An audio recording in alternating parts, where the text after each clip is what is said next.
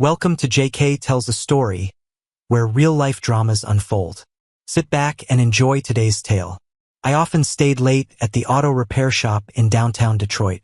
I worked the night shift and left at midnight. I didn't want to go to bars like a lot of guys. After all, I was married, so I always headed home to our place in Warren. Everyone was already asleep when I got back, and I'd sit down in front of the TV with a beer. After a while, the same old late-night shows got boring. I found myself watching those reality TV programs about cheating spouses, like Cheaters and those drama series about broken marriages. I couldn't believe most of what I saw on these shows. Do people really do these things? Or is it just TV drama? I got hooked on these programs about unfaithful wives.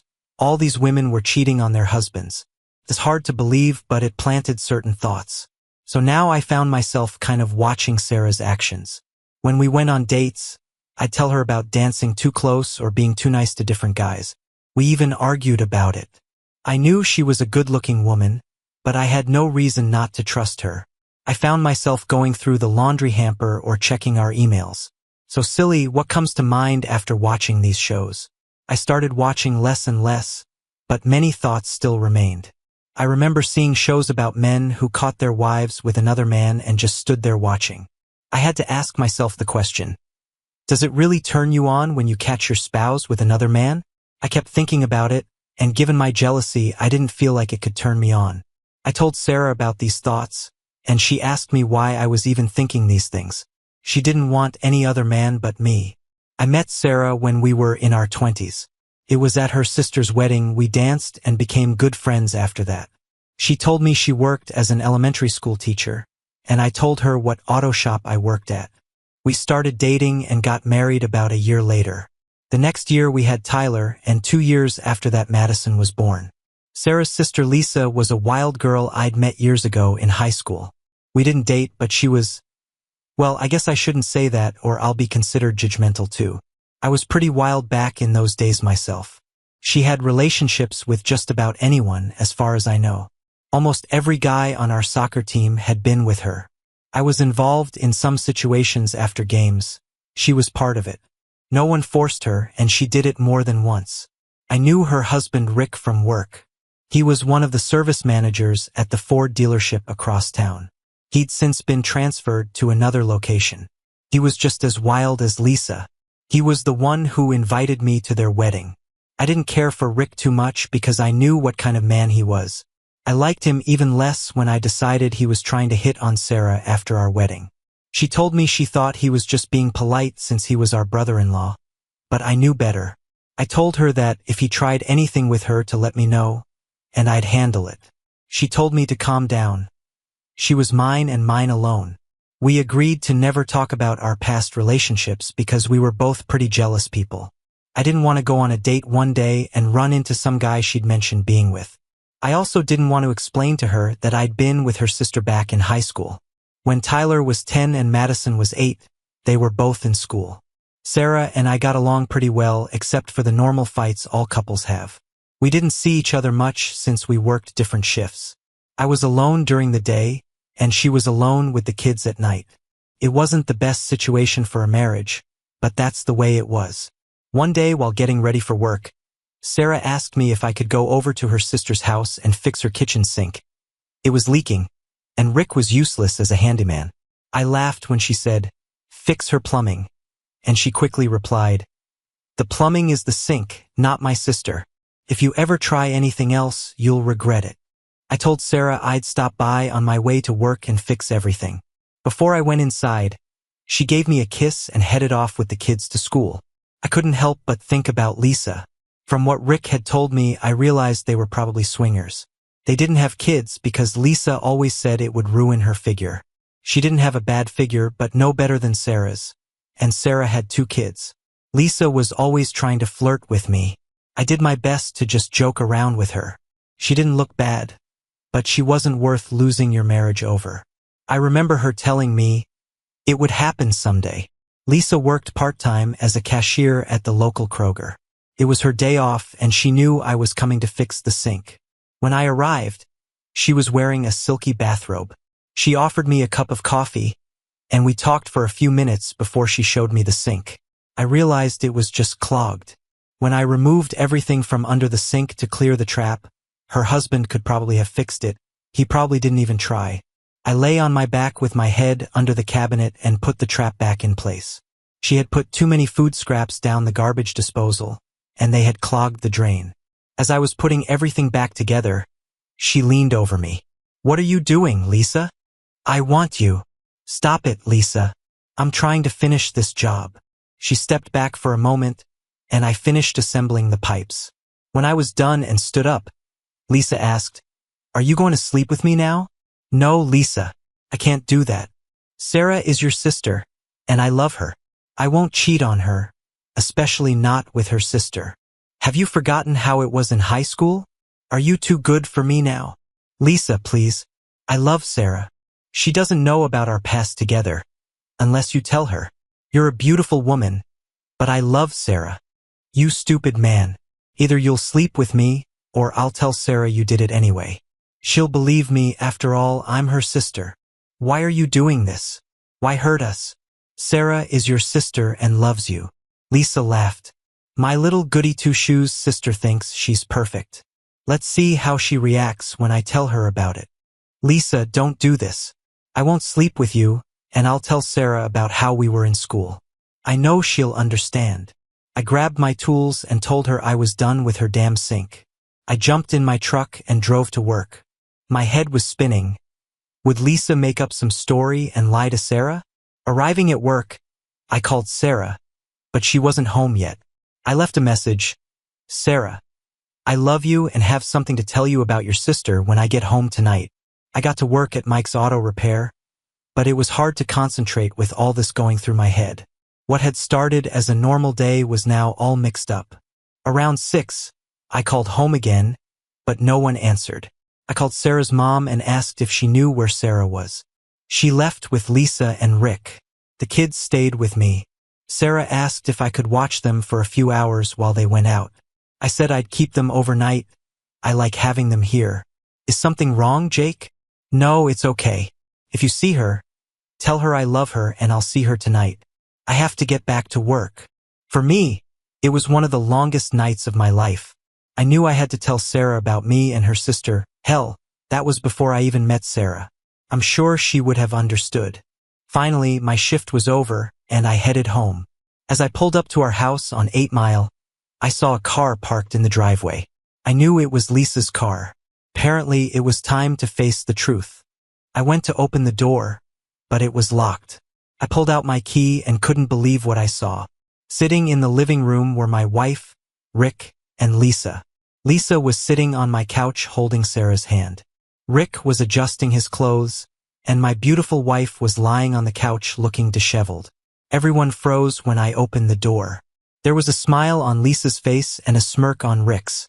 My wife Sarah looked half scared and drunk. Now I had to face reality. I don't know about other guys and the shows I'd watched, but I didn't feel excited. I didn't like seeing my wife in that position. I was beyond furious. I ran up to Rick and hit him as hard as I could. I knocked him to the ground. Behind me, I heard screaming. I didn't know if it was Sarah or Lisa. I hit Rick probably 5 times before I felt a blow to the back of my head.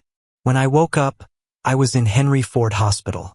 I looked around and saw a man in uniform. It must have been a Detroit police officer. "I see you're back with us. I'm Officer Andrews. Where exactly am I, and where is my wife? What happened to me?" "Slow down, Mr. Miller. You have a concussion from being hit on the head with a glass vase. Apparently, you got into a fight in your home, and the police were called.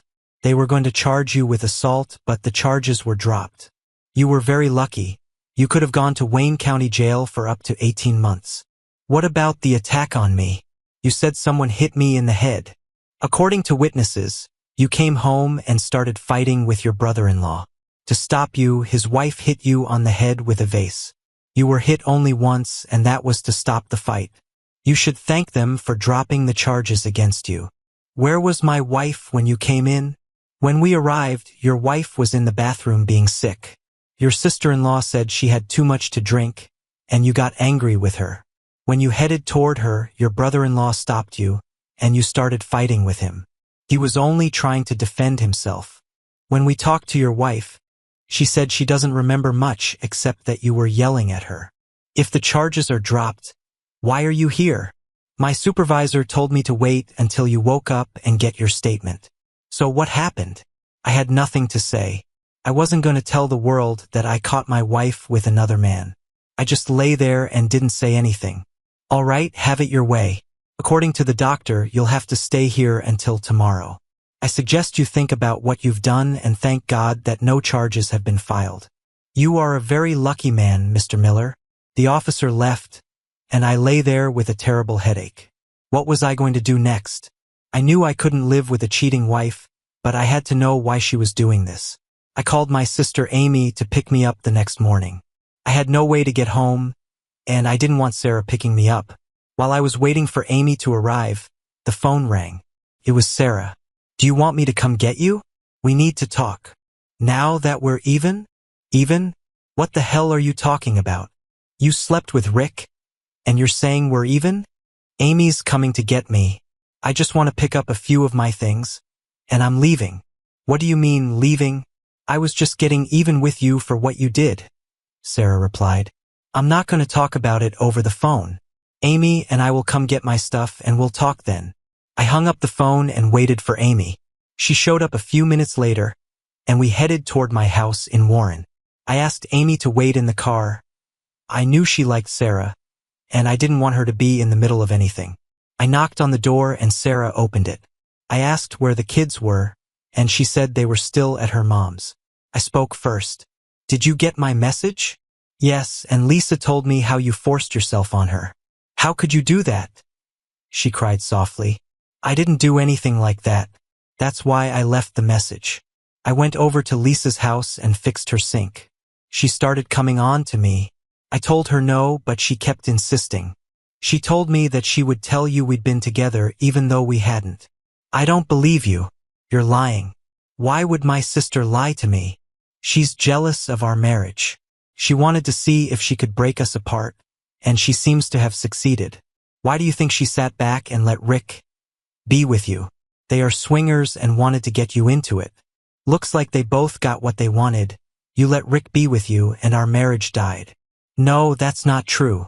I did it to get even with you.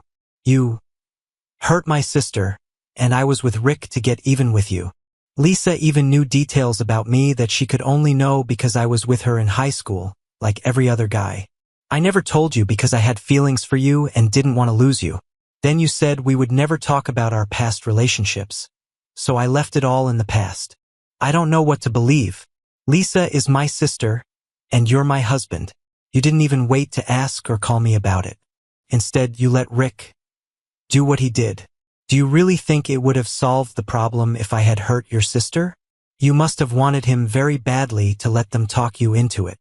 But Lisa said, I don't care what your sister said. This isn't just about Rick. It's about you not respecting me and not trusting me to at least listen to the accusations against me. If I hurt her, why didn't she call the police? She said she didn't want to hurt me with a family scandal. She had no problem hitting me over the head and calling the police last night. She didn't yell about being hurt because it didn't happen. You can believe whoever you want, but this marriage is over. Why would you want to live with someone you think hurt your sister? No, you wanted Rick, and you used me for an excuse. No, that's not true. I love you. You better look up the word love. It doesn't include being with other men. I'll pick up a few of my things and come back next week for the rest. While you're gone, I'll go to the lawyer first thing Monday and start filing for divorce. Jake, wait. This isn't how it was supposed to happen. Lisa said she forgave you and you would forgive me. I just wanted to get even with you. No, you just wanted to be with Rick and my sister gave you an excuse. I went and got my suitcase, putting a few personal items in it. What do I tell the kids? Tell them whatever you want. I don't care. I don't want to see you anymore. I'll get a lawyer to arrange visits, and Amy can pick up the kids so I can see them. I don't ever want to talk to you again. I opened the door and stepped out. Amy drove me to a cheap motel on Gresham until I could find another place. On the way to the motel, I told Amy the whole story. She was my sister and best friend. She knew I was telling the truth. I knew she would help watch Sarah and the kids. Weeks went by, and it was very hard for me. I worked overtime since I had more expenses to pay. I found a cheap room that I rented by the week in Highland Park. I ate mostly at a diner or corner bar. I met with a lawyer, and since I had no proof, I simply asked for our marriage to be dissolved. He told me that Sarah didn't want it but would agree to anything I wanted. Everything was pretty much split 50-50. We rented a house, and she just took over the payments.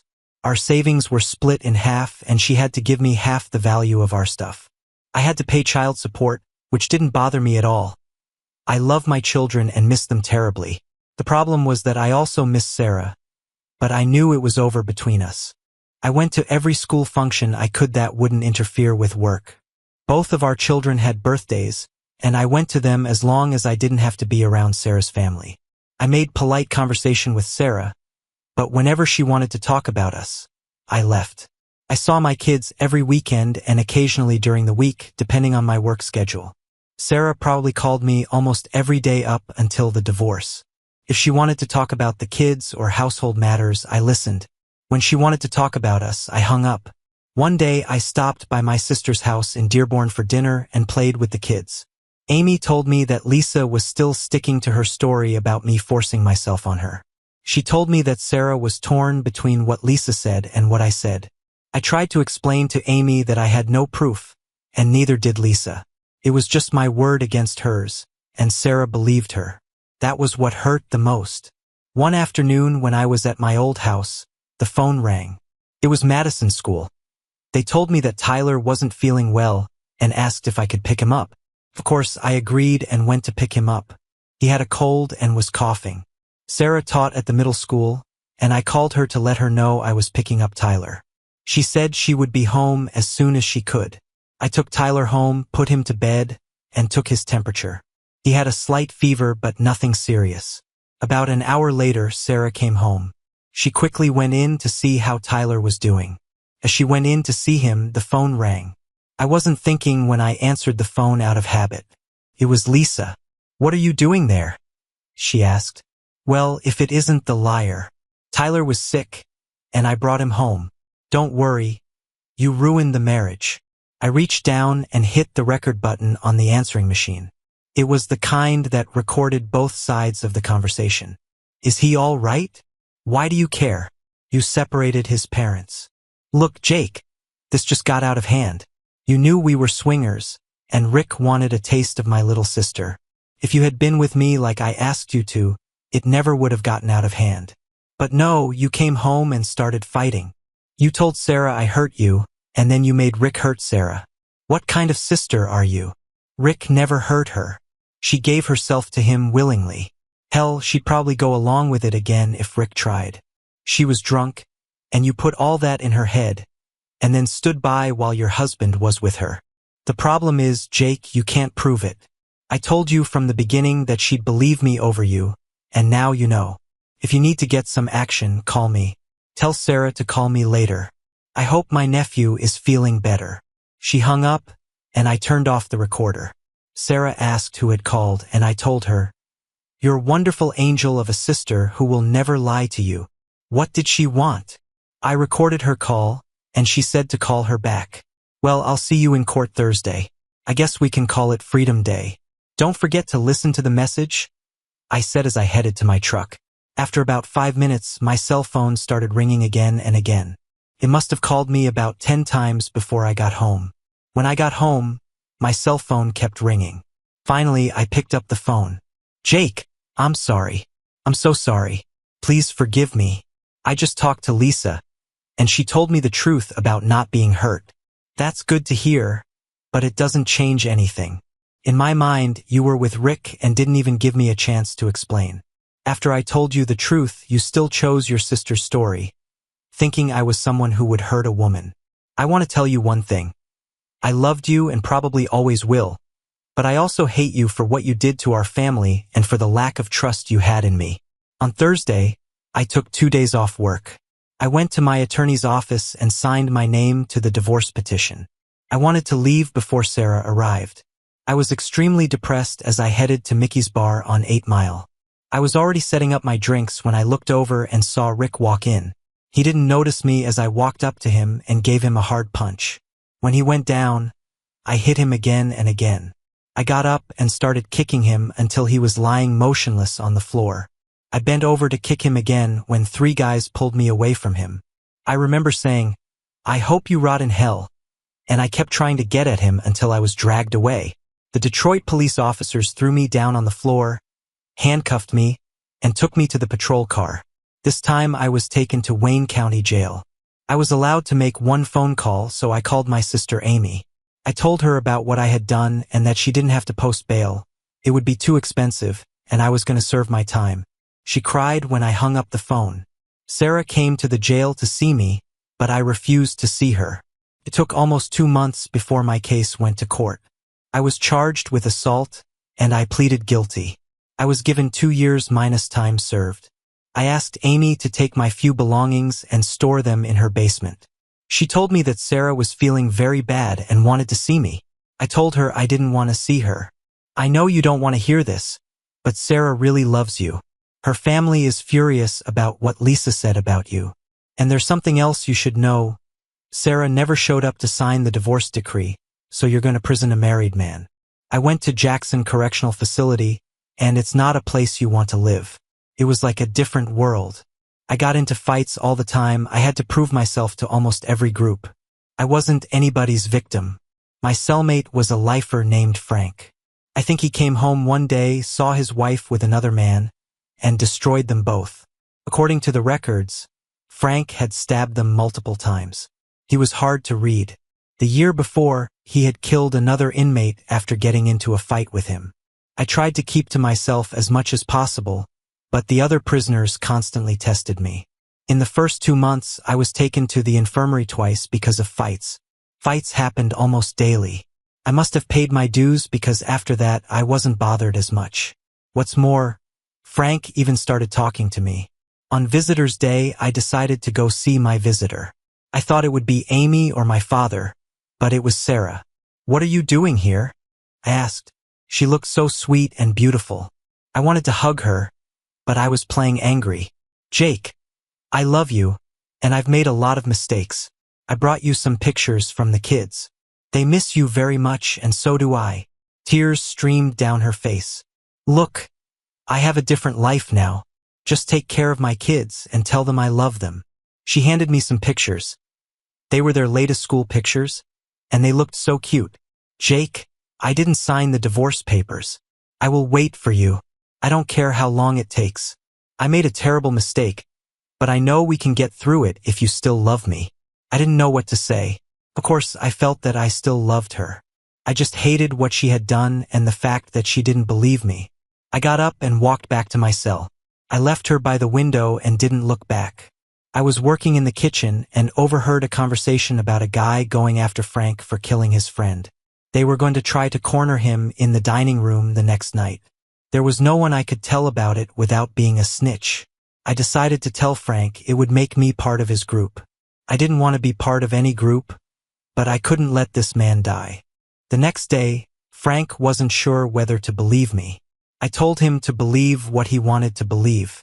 I didn't say anything to the guards, but I told him. I guess I was taking a risk. Frank looked me in the eye. He said you can tell a lot about a person by looking into their eyes. He told me to stay away from him the next day. He would handle the situation so that no one would know that I had told him about it. I couldn't believe what he had done. He put 2 thin hardcover books under his shirt, covering his back with them. Behind him at another table sat 3 of his group. When the prisoner came up behind him and attacked Frank, he stabbed at his back, but of course hit the books. Prison knives were usually pretty dull. They pierced the skin but didn't go through the books. Frank's friends grabbed the prisoner and started beating him until the guards came to the table. The prisoner was taken to solitary confinement, and Frank sat down again to finish his dinner. I cannot believe that he remained calm during the whole thing. After that day, Frank talked to me on a fairly regular basis. When we talked in the cell, he was a completely different person than he was outside the cell. Outside the cell, he was as tough as could be. Everyone knew he was the leader of his group. He asked me about Sarah and the children. He told me that he had 3 grown children, but of course they never came to see him since he had killed their mother. He said that his youngest daughter Emma was on his side. She knew that her mother was the cause of the family problems. She wrote to him regularly, but he wouldn't let her come and visit. He didn't want other inmates to see her and possibly endanger her. I could tell he really loved his daughter. He smiled when he told me she was a lawyer. I told him my whole story about how Lisa had set me up and also set Sarah up. "Do you still love her?" Frank asked me. "Yes, I think so. But at the same time I hate what she did to our family." "Does she still love you?" "She says she loves me, but I can't forgive her." "Why not? Look where you are now. You've hit rock bottom, kid. If there was a woman in the world who loved me and said she'd wait for me, I'd be the happiest man in the world. What about not trusting me and being with another man? Hell, I killed my wife and her lover for the same thing, and I regret it every day of my life. I regret not giving her a second chance and getting my family back. Don't get me wrong, Jake. Don't hold a grudge. It will kill you slowly." He gave me something to think about. Is he right? What would I do when I got out? I had no job, no future, and right now no family. The next month, I had another visitor. Sarah came back. She smiled at me, and there were tears in her eyes. "The kids drew you some more pictures." She put them in the tray, and I looked at them. They showed a picture of Dad, Mom, and the 2 kids. I guess the kids still saw us as a family. "They miss you, Jake." "God, I miss you. Will you ever be able to forgive me? Can we be a family again?" "I promise I'll do whatever it takes. I don't talk to Lisa or Rick anymore after what she did to us.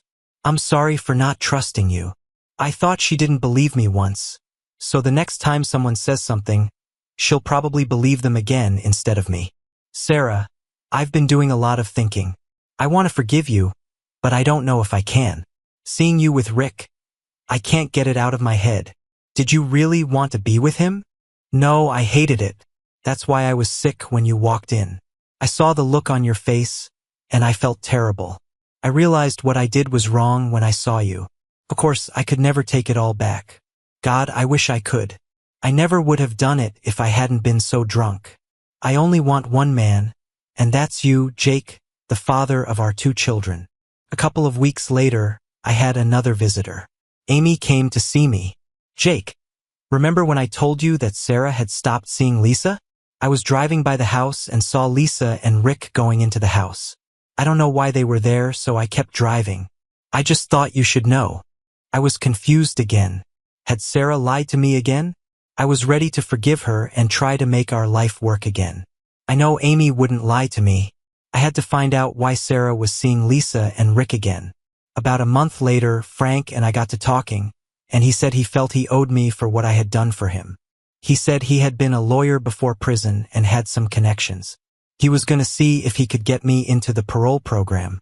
I didn't know whether to believe him, but he never lied to me. It may seem strange to say that about a criminal, but I respected Frank. I often thought about what a good lawyer he must have been. His speech and manner demanded respect. I knew it was best not to ask any questions about his statement. I took him at his word. A few weeks later, I was called to the warden's office, where the parole board was meeting. The first person to speak was the prison warden. "Mr. Miller, we have a parole application for you. I don't know who you know, but we've been asked to speak with you. After reviewing your file, we saw that you had a hard time adjusting for the first few months. Is that true?" "Yes, sir. I guess I wasn't cut out for prison life, but I tried to adapt. If you got out earlier, where would you live and how would you survive?" I had to think fast. I knew this was a make-or-break question. "Well, sir, I have a sister who is also my best friend. She and her husband said that when I get released, I can live with them until I get back on my feet." "Aren't you married, Mr. Miller?" "Yes, sir, but we were in the process of divorcing when I was sentenced. At this point, I'm not sure how things are going to work out. I'm just trying to be honest with you. We thank you for your honesty. We knew you had separated, and we wanted to see how honest you were with us. As for employment, what are your prospects?" My previous employer at Mike's Auto Repair said I was a good worker and to come to him when I was released. I've been a certified mechanic for over 10 years. "What are your chances of going back to prison?" We don't look good when someone we released early goes back in. I promise you, sir, that I never want to see these prison walls again. I've learned my lesson about letting anger control my actions. Go back to your cell, Mr. Miller, and we'll get back to you by the end of the month. Yes, sir, and thank you for at least considering me for parole. I went back to the cell and Frank asked me how it had gone. I told him what I had told the board and asked him if he had anything to do with it. You never know, but if you're released early, I'll expect a carton of cigarettes a week to be put on my account. He laughed. Sarah came back a few days later and said someone from the parole board had visited the house. Are you going to be paroled? She asked. What did they want? What did they say? I asked nervously. How we're getting along and will you be able to live there? I told them we separated, but I'd love to have you back, she said rather nervously. I changed the subject. You told me you stopped seeing Lisa. Have you been seeing her? She's my sister. I don't see her that often. I interrupted her. And Rick? Have you seen him lately? Why are you asking me these questions? She did look nervous. You can't be trusted. You said you wouldn't see Lisa, but she and Rick were at the house. Did something happen with you and Rick again? Is that why you're worried about parole? Tell your damn lover Rick that when I get out, I'll finish the job. And if you're having fun with him in the meantime, I'll take care of you too. Sarah jumped up and ran out of the visitor room. I knew my thoughts were right. I was ready to go back to the same damn situation that had brought me here in the first place.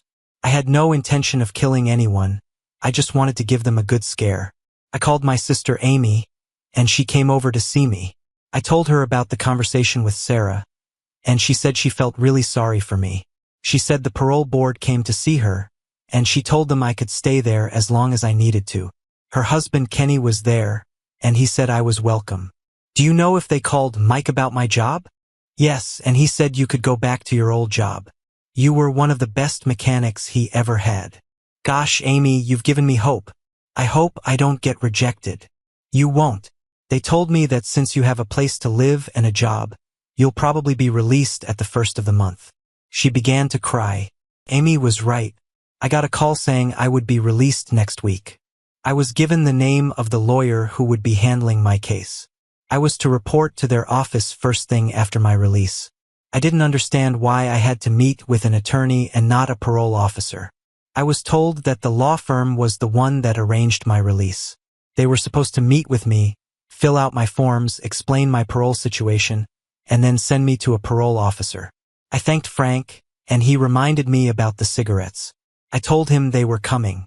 Honestly, I don't know if he had anything to do with my parole, but it was worth a carton of cigarettes a week just to be free.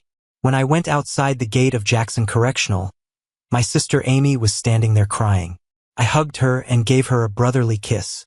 Welcome back, brother. I walked into Amy's house in Dearborn, and her husband greeted me. I realized that I was very welcome there. Of course, I asked about Sarah, and Amy told me that after talking to her at the jail, she had contacted a lawyer and signed the papers to finalize the dissolution of the marriage. It seems my thoughts about Sarah were correct, but now I was a free man. I knew I had to go to Sarah's house and make an appointment to see the kids. I called first to make sure she was home. I didn't want any big surprises and to end up back in jail. I tried to explain to her that I wasn't coming over to cause trouble. We could even talk on the porch. I just wanted to make arrangements to see the kids on a regular basis. She agreed to see me but said she would call the police if I started making a disturbance. When I pulled up to the house in Warren, my children ran up to me screaming, "Daddy! Daddy! You're back!" I grabbed them and hugged them. God, I missed them so much. I talked to them for a few minutes and told them to ride their bikes while Mom and I sat on the porch and watched them. What do you want, Jake? You've made it clear that we're never going to be a family again. We're moving on with our lives. Sarah, these are my children too, and I want them to be a part of my life.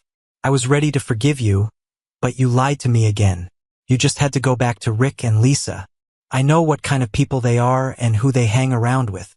Jake, you were in prison, and I was lonely. Don't mess with my head. I know you were with him. I don't care who you're having fun with. Just keep Rick away from my kids. I'm here to tell you that if I find out that my children are being exposed to this perverted lifestyle, I will do everything in my power to take them away from you. Do you understand? This is not just an empty threat.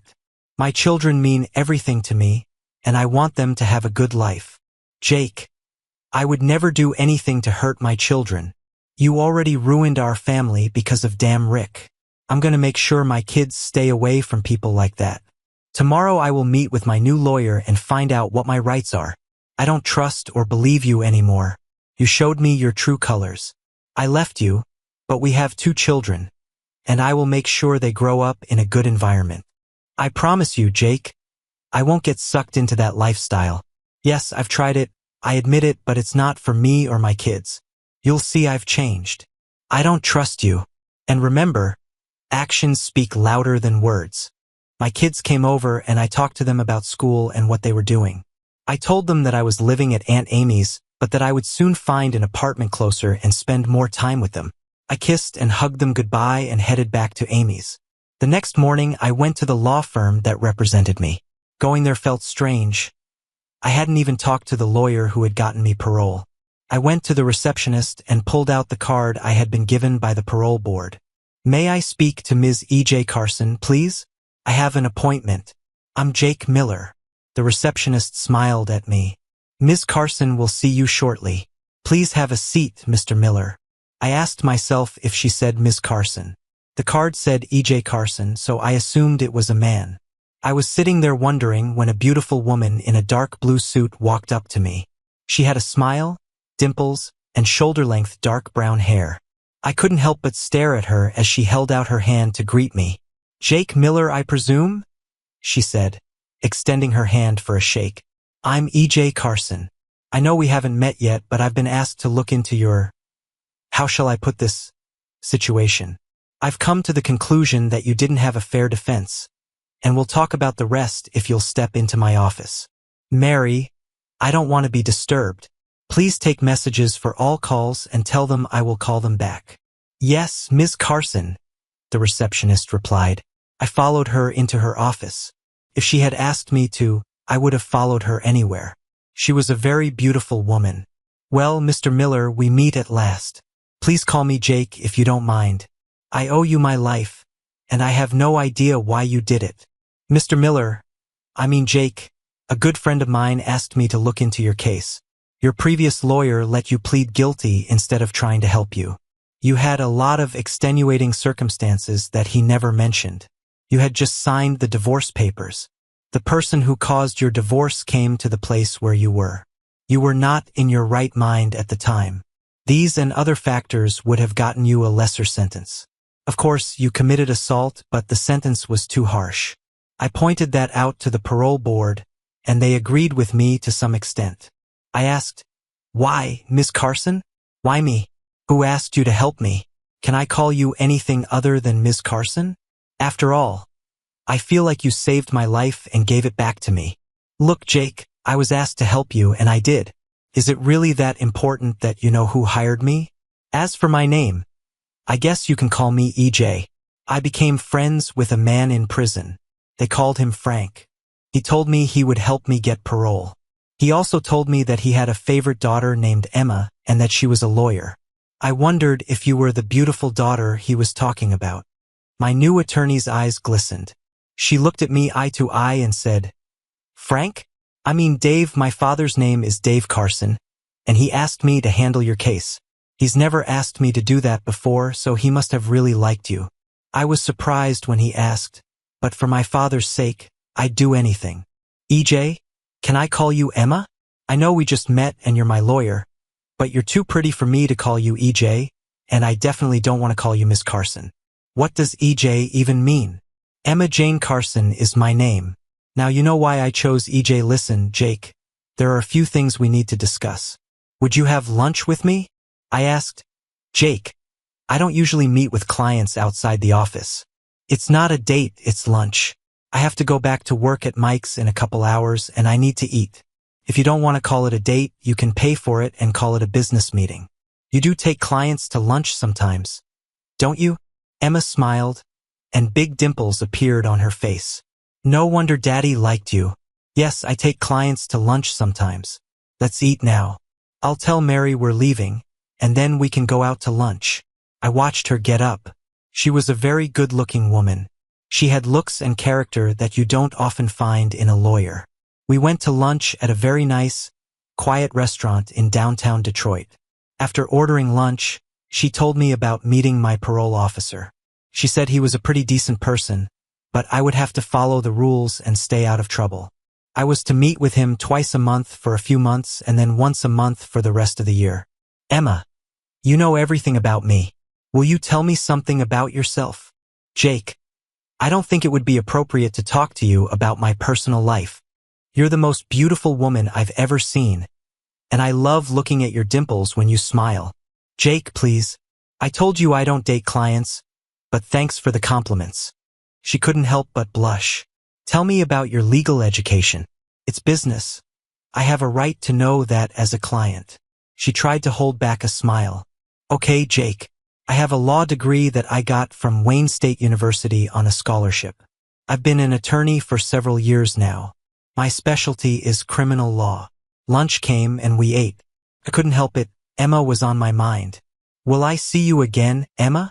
You'll actually have to come back next week to fill out the paperwork you get from your parole officer. Why don't we have lunch again? I'll even buy you lunch. I noticed she softened a little. Okay. But this lunch is just to discuss business. She couldn't help but smile. After lunch, we went back to the office. When she held out her hand to say goodbye, I held it in both of my hands for a few seconds. I wondered what she was thinking. I hoped she didn't think I was some kind of freak. We said goodbye, and I told her I was already looking forward to lunch next week. Her secretary took one look at her and smiled. I guess clients don't usually have lunch with their attorneys that often. But then again, most attorneys weren't like Emma. I went back to work at Mike's Auto Repair on Grand River, and it was really great. In no time at all, I got my work done. I guess it's like riding a bike, you just get on and start riding. Most of the guys I used to work with were still there. It was like they had a newfound respect for me. Nobody was messing with me. The next 2 Mondays in a row, I had an appointment with Emma.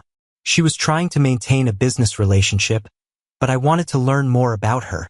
On the 4th week of our meetings, she told me that we had ended our business relationship. Are you still my lawyer? I asked. Of course. If you have any problems, all you have to do is call me, she said. Emma, I'm afraid I have to fire you. I'm very sorry. What? Fire me? What in God's name has gotten into you?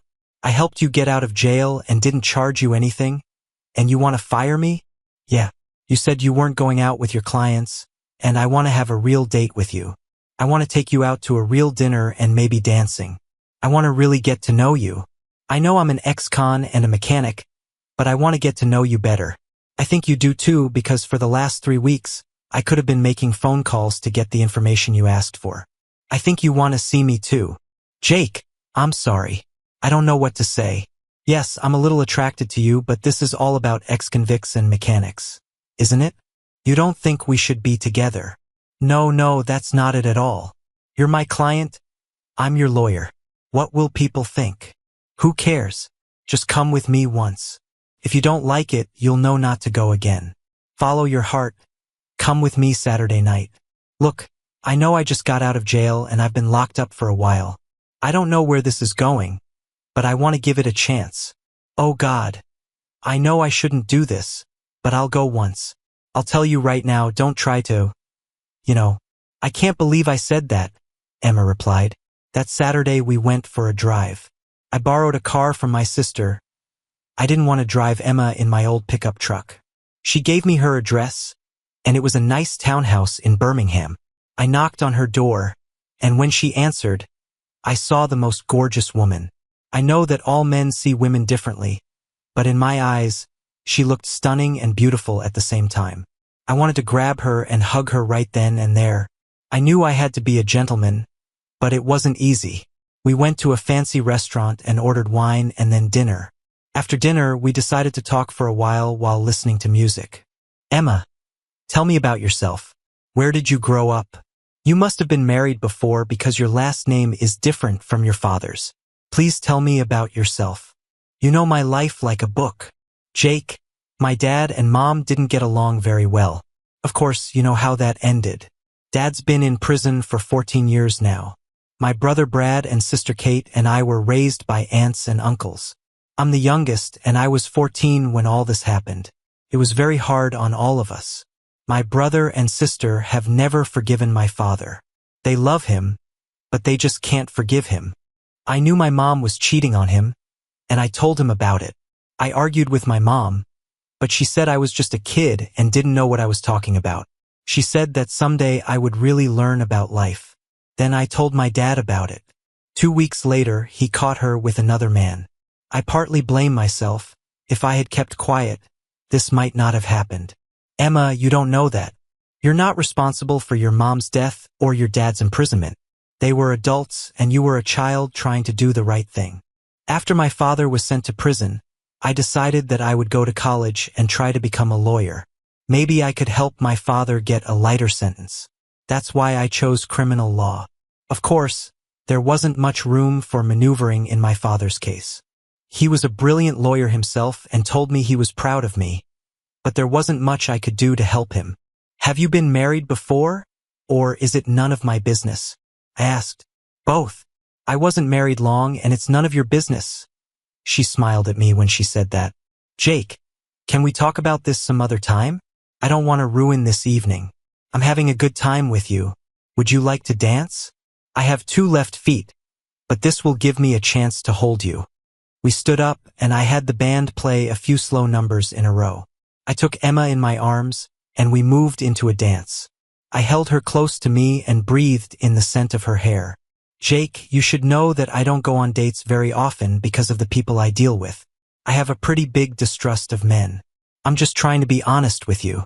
If my dad hadn't sent you to me, I probably wouldn't be here today. I'll send your father an extra carton of cigarettes. Emma, you're the nicest thing that's ever come my way. I'll do anything to make you trust me. If I step out of line, just tell me, and I'll back off. When I took her home that night, I kissed her at the door. After that, she just stared at me. She leaned forward and kissed me again. Can I come in, Emma? No, Jake. Too soon, not today. Will we see each other again? Say, next Saturday? That might be possible. Call me Thursday. I came home a very happy man. We met the following Saturday and the one after that. She told me more about herself. Jake, I want you to know more about me if we're going to keep dating. I'm not going to hide anything from you. I'm not experienced like I told you before. I've been married before. It was my freshman year of college. My boyfriend and I decided we loved each other. And of course we were together. I got pregnant and we decided to get married. We went to a justice of the peace and he married us. Soon we both realized that our marriage had failed. We were too young. I had a miscarriage. My husband and I talked it over, realized we had made a mistake, and divorced. I kept the last name Carson because my father said I had to do it to distance myself from his last name, Miller. Of course, that was my maiden name. I was so pleased that she finally confided in me. She asked me about my kids, and I told her they wanted to meet her.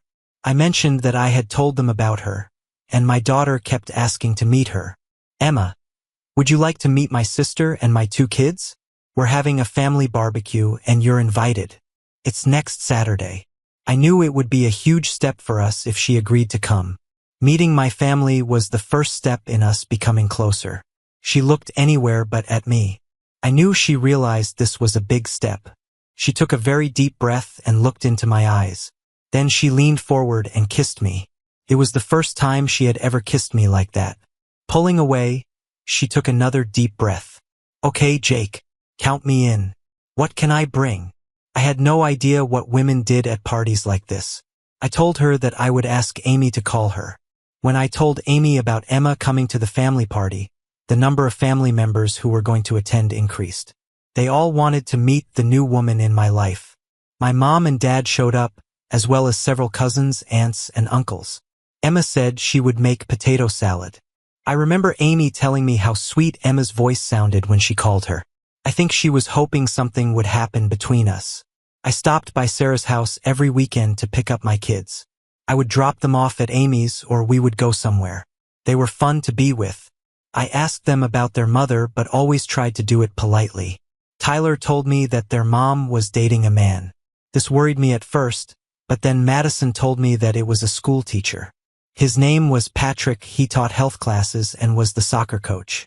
I asked Sarah about him, and she said, "I told you I was trying to turn my life around.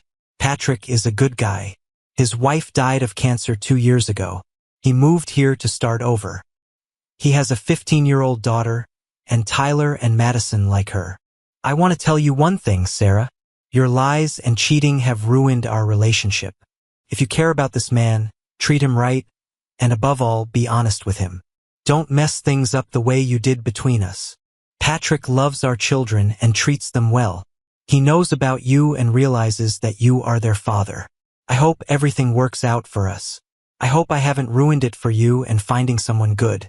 You're a good man, Jake, and I know you'll find the right woman.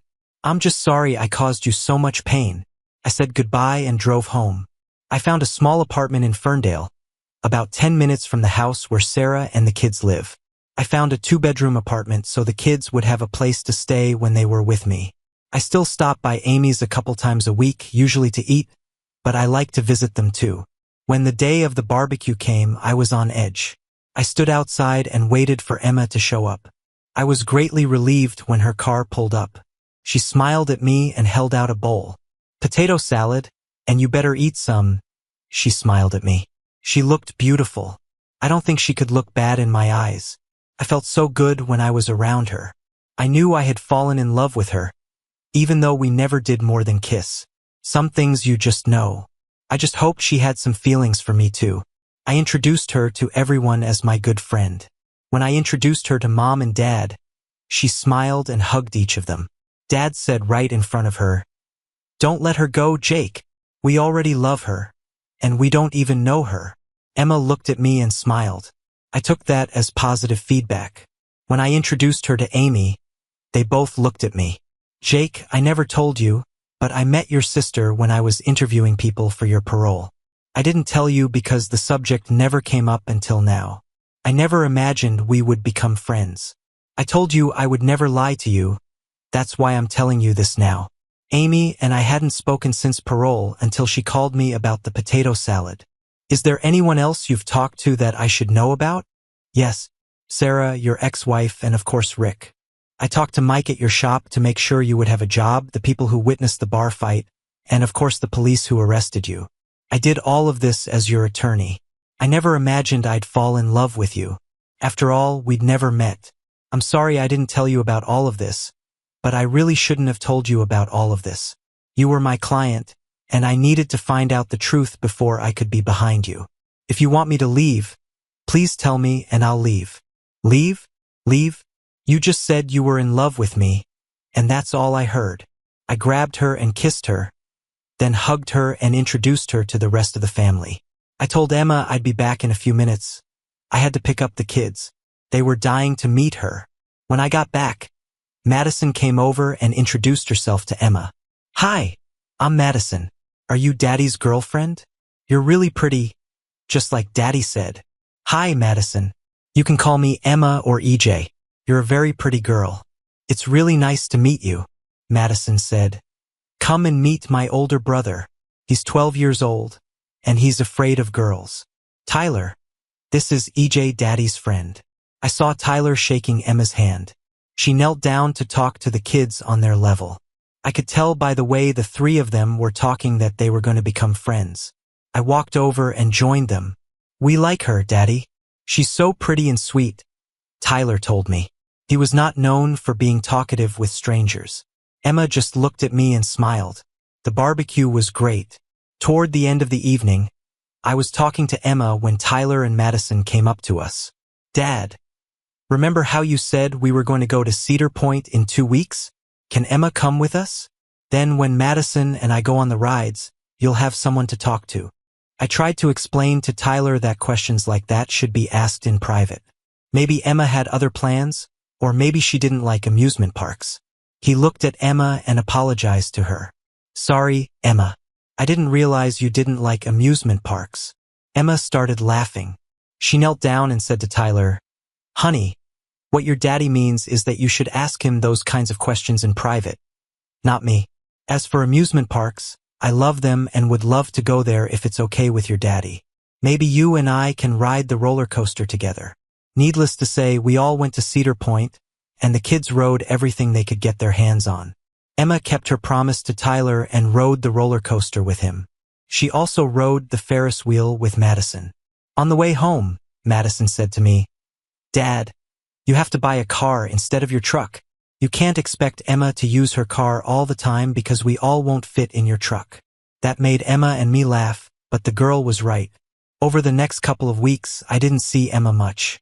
I had to work a couple weekends, and she was busy in court. We talked on the phone a couple times, but it wasn't the same. One Saturday, I picked up the kids, and we decided to go to Chuck E. Cheese's. It was a pizza place for kids. Besides pizza, there were all kinds of games where you could win tokens and get little prizes. We were already in the car when Madison asked me if she could call Emma and ask her to come with us. I didn't want to disappoint her, so I said I would call Emma. I called Emma. "It's Jake. Madison asked me to call you. What are you doing tonight?" "Oh, hey, Jake. I was going out with some friends." "Why?" "Nothing. Have a good time."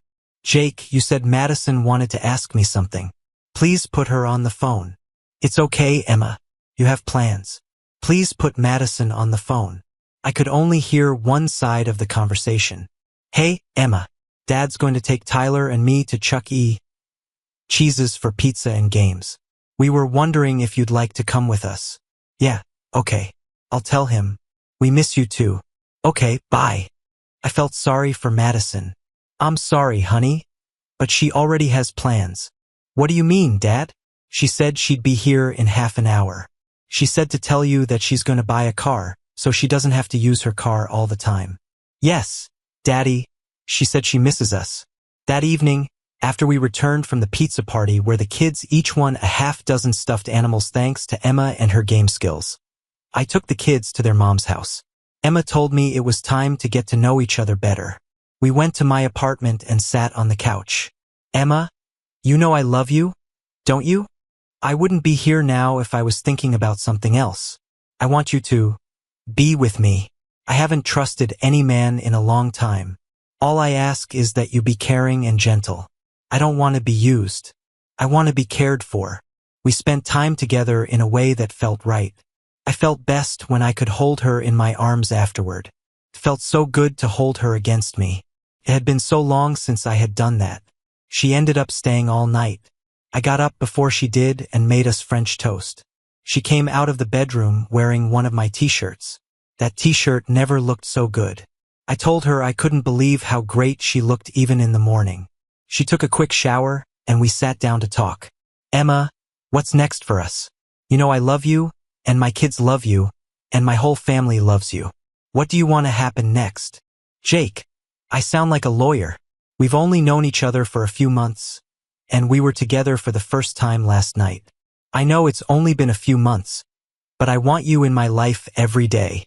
If we haven't been together enough, we can go back to the bedroom and spend all day there." Emma smiled at that remark. "Emma, I want you to be my wife. Will you marry me?" Tears came to Emma's eyes. "Jake, just so you know, I don't take love lightly. I made a mistake once, like I told you before. Yes, I will marry you. I want you to know that I will always be there for you and the kids. I know what you went through in your first marriage. I will always be honest with you, and I will never cheat on you. I will expect the same from you." She walked over to me and kissed me very passionately. "Honey, what's the matter? You look happy but sad at the same time," I asked her. "These are my thoughts about my dad and how happy he will be. Most young girls think about that special wedding day, how they will put on a white dress, how their dad will walk them down the aisle and give them to their husband. I know that will never happen to me, and it makes me sad." She cried softly. "Last time, my father didn't even know I was getting married. By the time I wrote him, I had miscarried and was on my way to divorce. I'm sorry, Jake. I shouldn't be thinking about this right now. After all, I'm going to marry the man my father approves of and who I fell in love with from the first time I met him." "What? You loved me from the beginning?" I wanted you from the first time I saw you, but I know you knew that. She smiled sweetly at me and asked me when I wanted to tie the knot. I replied that all arrangements would be on her terms. We both agreed that it would be as soon as possible. I asked her if I could start telling everyone, and she said she was going to, so we just needed a date. We decided it would be in 2 months. For the next few days, I was over the moon. I told Amy and her husband Kenny about it. They were both very happy for us. I needed to tell the kids. I called their house and had them both on speaker so I could tell them at the same time. They both yelled how happy they were and how much they liked Emma. I told them it would happen in a couple months, but I wanted them to be one of the first people I told. I walked into Emma's office, and Mary, her secretary, congratulated me. She told me that Emma had already told everyone and invited everyone to the wedding reception. She called Emma and told me to come in. Emma was already waiting for me when I walked in. Emma was crying quietly. "What's the matter, Emma?" I called Jackson Correctional, spoke to the warden, and asked him if my dad could get a day's leave to attend our wedding. He told me that my dad is not allowed to leave the prison under any circumstances. His life sentence means just that. He told me it was out of his hands, and there was nothing he could do. "I'm so sorry, Emma. I know your father's presence means a lot to you. It's getting worse, Jake. Dad's cancer, although it was in remission, is now back. He has 3 to 6 months to live." She started to cry, and I pulled her to my chest. I thought, why, Lord? Why did you do this to her? She was a good person, and I was really hurting for her. "Emma, I've been buying your father cigarettes since I was released. It was a deal I made with him. I'm sorry. It's not your fault. Dad doesn't smoke anymore. He uses the cartons of cigarettes people send him to trade with other inmates. You didn't contribute to his cancer." I had an idea, but I didn't want to tell Emma about it and get her hopes up. I kissed her goodbye and told her I'd see her the next day. I called in sick to work the next day and went to Jackson Correctional to see Frank and the warden. When Frank saw me, he smiled. "You take good care of my little girl, Jake.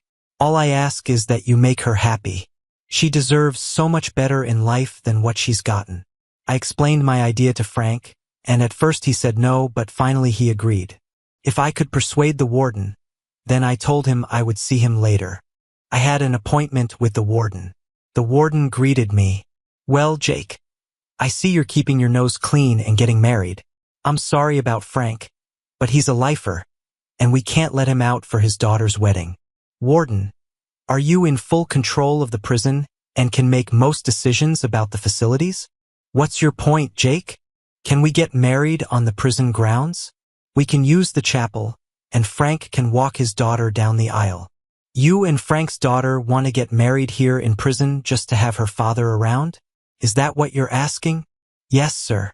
She hasn't seen her father in over 14 years, and he is dying, as you know. All we ask is to use the chapel to get married. I know that prisoners have been married here before." "Okay, Jake, I'll set it up from this side. It doesn't have to be a big celebration. You can only invite 3 outsiders to the prison besides yourself and your fiancé. I'll let Frank invite a few of his fellow inmates. You will have to use the services of a prison chaplain." I thanked the warden and headed back to Frank. "Dave." Frank laughed when I called him by name. The warden agreed with my idea. "I'm going back to tell Emma." "Thanks, Dave. I know it means a lot to our girl." Dave smiled at me. "Jake, write down the number I'm going to give you." I wrote it down. "For Emma. When you go to the bank, tell Emma to get her birth certificate. The account is in her maiden name, Miller." I wrote down the information and told Dave that I was sorry for his illness. "Just take care of my little girl. That's all I ask," Dave replied. I went back to Emma's office. She saw the smile on my face and asked what was up. "You don't mind getting married in prison, do you?" I asked. What are you talking about, Jake?" I told her about my conversation with the warden and that her father would be allowed to walk her down the aisle. She started crying big, happy tears. "God, I love you, Jake." I told her about the safety deposit box, and we went to see what was in it. "I'm Emma Miller, and I'd like to see my safety deposit box." Emma gave him her number and her birth certificate. He walked us over to the safety deposit box, opened it, and left the room. The first thing we noticed was a note from her father. "Dear Emma, if you're opening this box, it means you're either getting married or I've already passed away. I hope it's the former. In the little box is your mother's engagement ring.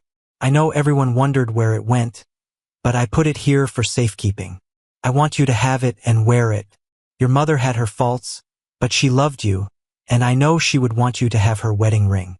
There are also bonds here totaling over $15,000 that will help pay for your wedding. I put them away before I was sent away. When you see your brother and sister, tell them there's a box for each of them too, if they haven't gotten theirs yet. Only yours has a ring in it. Congratulations, and always be honest with your husband. With love, Daddy." Emma and I talked about our wedding. We decided to invite her brother Brad and sister Kate if they would come, and also my sister Amy. We would invite family and friends to the reception, which would be held shortly after the wedding. Emma and Amy spent the next month getting everything ready for the reception. Everything had to be paid extra for since the wedding was so soon, but I wanted Emma to have as much of her dream as possible. Amy said she would use her digital camera and take pictures. Emma and I went to her brother and sister's house in Troy. She introduced me to them. They told me they didn't hate their father, they hate what he did. Emma explained to them what the wedding was and why she was having it in prison. Both Brad and Kate had tears come to their eyes when they learned that their father was dying. After they agreed to go to the wedding, Emma gave them their bank deposit box numbers. They were surprised that their father had set aside something for them. On the day of the wedding, Emma and I drove to Jackson Correctional together. Amy and her husband came too, but her husband was waiting for her in the car. When we entered the prison, I had a suit for Frank. One of the guards took it to him. I was wearing the tuxedo I had rented for the occasion. Amy went into the room with Emma to help her with her wedding dress. Emma didn't want me to see her until she entered the chapel. I went into the chapel to wait for Emma. Brad and Kate walked in. Brad was going to be my best man, and Kate was going to be Emma's maid of honor. There was a small piano in the chapel, and one of the prisoners was playing some songs on it. The guard brought in 5 other prisoners who were friends of Frank and sat them down. The warden came in with the chaplain and smiled. He came up to me and said that after the ceremony, they had cake and punch for everyone. For a warden, he wasn't such a bad guy. The pianist began to play "Here Comes the Bride," and everyone stood up. Emma walked through the door accompanied by her father. Both had tears running down their cheeks. Emma had gotten her wish. Her father would walk her down the aisle on her wedding day. When they were in front of the chapel, everyone took their seats except for our little wedding party. Another guard came in and closed the door. The chaplain began, "Who gives this woman to this man?" "I do, sir," Dave replied proudly and sat down. "Emma Jane Miller Carson. Do you take Jake Michael Miller to be your husband?" The chaplain continued his presentation and then asked me the same question. We made sure he said, "To love and honor from this day forward." That's how we both felt. No one was ever to come between us. We had both had a difficult life up to that point. We knew we would do everything we could to make our marriage work. After saying my vows, I kissed the bride. She then turned around and kissed and hugged her father. We all went to an adjoining room to talk for a few minutes and to eat cake and punch provided by the warden. Brad and Kate walked over to their father and hugged him. It was the first time in almost 15 years that they had talked to him. There were many tears, tears of joy and tears of sadness. They knew their father was dying, and they wanted him to know that they still loved him. Amy took pictures of Emma and me throughout the service. She also took as many pictures as she could of Dave with his 3 children. She captured the tears, hugs, and even a little laughter they all shared in that short period of time. We said goodbye to Dave and thanked the warden for making Emma's dream come true. As we left, we noticed that Brad and Kate were still talking to their father. It was a wonderful sight to see. We headed back into town to the reception at the VFW Hall in Dearborn. Everyone we invited was present. The first people we saw were Tyler and Madison, who were jumping up and down when we got out of the car. They ran up to us and hugged us. We walked into the hall and were greeted with shouts of joy. My parents were there with tears in their eyes, as was almost everyone who greeted us. Many of Emma's friends were there to greet us, most of them I had never met. I noticed Mary as she came over and gave us a hug. About a half hour later, Amy showed up with the pictures. She had enlarged some of our pictures and spread them out on the table for everyone to look at. Brad and Kate stopped by the hall to pick up their families. Brad was with his wife and 2 children. Kate was with her husband and 3 children. Both families walked up to Dave's picture and told the kids that this was their grandfather. Amy told them that she had taken 4 sets of pictures, and after the reception, each family would be able to take a set home. There was one for Brad and Kate, one for Emma and me, and of course one for Amy. I wanted to tell you how incredible Emma looked in her wedding dress. If she had wings, she would have looked like an angel that God sent to me. She was the most beautiful woman I'd ever seen, and she was my wife. I think most men feel that way about their wives. We danced and ate and danced some more. To the clinking of glasses, our lips were together most of the night. People I worked with told me I was a very lucky man. Believe me, I didn't need to be told that. I knew I had the ring, and I intended to hold on to it forever. For those of you wondering, Sarah and Patrick did not attend our wedding. It was Emma's day, and I didn't want anything to ruin it. Seeing her and her father walk down the aisle, seeing her brother and sister make peace with their father, the family becoming whole again, I will never forget that day. Thank you for your viewing. See you next time. If you enjoyed this, subscribe to JK Tells a Story for more tales.